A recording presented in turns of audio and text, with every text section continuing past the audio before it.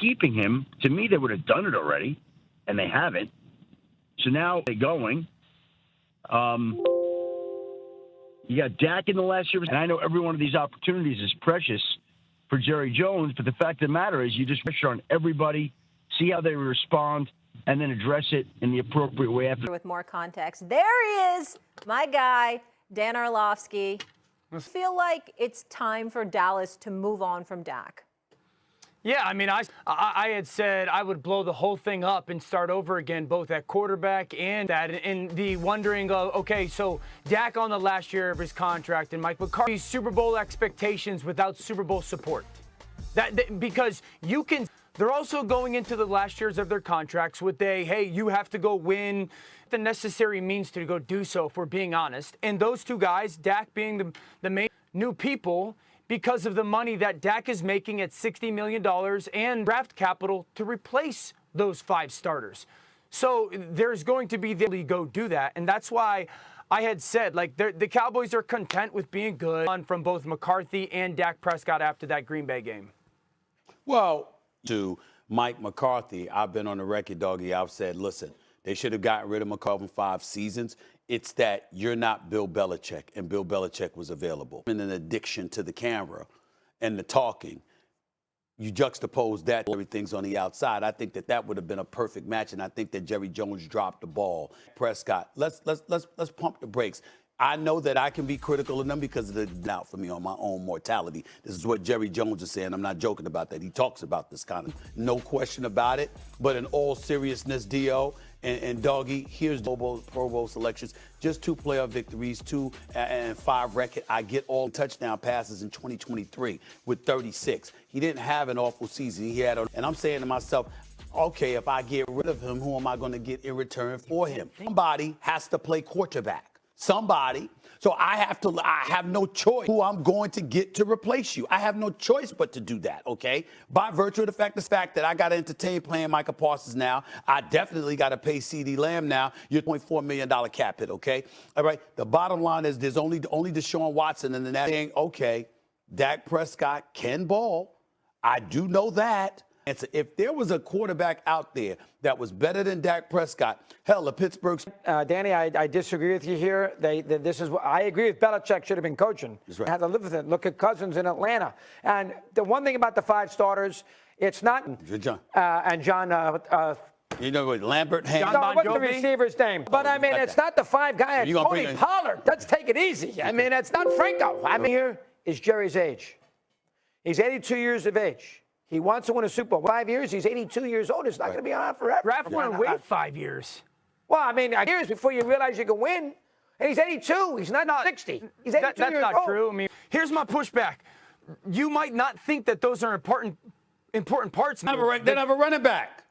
So they may not be Jack Tatum, the center. They don't have a tailback. They don't have inside linebacker. They just lost Hankins yesterday. Tired. Yeah. So you're sitting here going, well, how am I going to replace him, or who am I going to replace him with? Got away.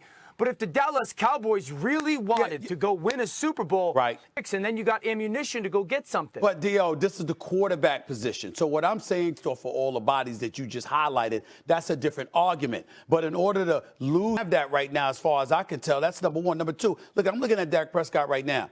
He's season. Yeah. Too much. 21. It's entirely too much. Handcuffed. I get that. They're handcuffed, something for them. But if it's not a quarterback, it's not going to get you anywhere. I'm looking at their running back spot right now. The Philadelphia Eagles strengthened their secondary roster by signing cornerback Tyler Hall, bringing experience to the team.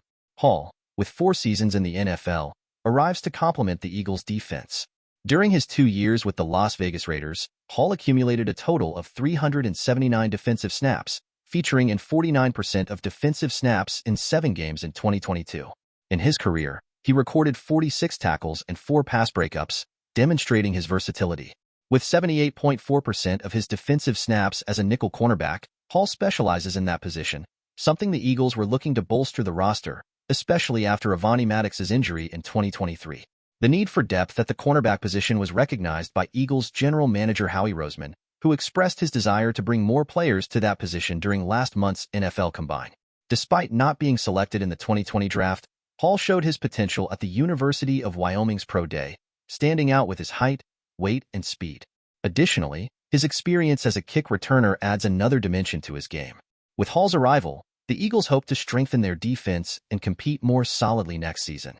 Additionally, Hall's addition provides a more stable solution to the slot corner position, which was an area of concern for the Eagles following Avonte Maddox's injury and constant player rotation during last season. Hall brings with him not only NFL experience, but also an impressive college background, where he excelled as a 2-year starter at the University of Wyoming at both outside cornerback and slot corner. His ability to play in different roles on defense makes him a valuable asset for the Eagles. The team hopes the addition of Hall, along with other offseason moves, will help solidify the secondary and improve defensive effectiveness as a whole. With his speed, technical skills, and experience, Hall appears well-positioned to compete for a significant role in the Eagles' defense next season. The acquisition of cornerback Tyler Hall by the Philadelphia Eagles represents a strategic move aimed at bolstering the depth and versatility of their secondary unit. This signing not only underscores the team's commitment to fortifying key positions, but also highlights their proactive approach to addressing areas of concern. By bringing in a player with 4 seasons of NFL experience, the Eagles are not only adding a seasoned veteran but also injecting a fresh perspective into their defensive scheme. What makes Hall's addition particularly intriguing is his background and skill set. Hailing from the University of Wyoming, where he showcased his talents as both an outside cornerback and slot corner, Hall brings a diverse set of abilities to the table. His proficiency in various defensive roles, coupled with his track record of reliability, makes him a valuable asset for the Eagles as they seek to solidify their defensive backfield. Furthermore, Hall's performance metrics, including his impressive snap counts and contributions on the field, underscore his potential to make an immediate impact. His adeptness in the slot position, an area of need for the Eagles following Avonte Maddox's injury woes, positions him as a pivotal player in the team's quest for defensive stability. Beyond his on-field capabilities, Hall's character and work ethic are also likely factors that caught the attention of the Eagles' decision-makers. His resilience in overcoming the odds, having gone undrafted in 2020, speaks volumes about his determination and drive to succeed at the highest level.